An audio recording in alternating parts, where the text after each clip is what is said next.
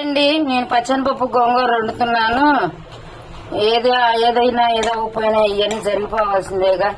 పచ్చనిపప్పు గోంగూర, పచ్చనిపప్పు, ఉల్లిపాయలు, టమాటాలు, పచ్చిమిరకాయలు అన్ని వేసి ఉడకబెడుతున్నా. కొంచెంసేపు ఆగి కారం వేస్తాను ఫ్రెండ్స్.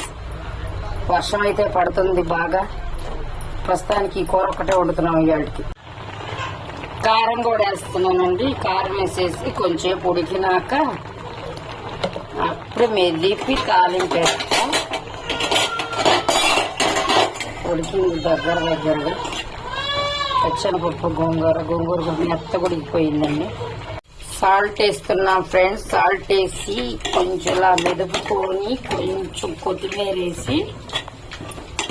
కూడా వేసేసా. తాలింపు కొంచెం ఎంగ వేసారు ఫ్రెండ్స్. ఎంగ వేసేసి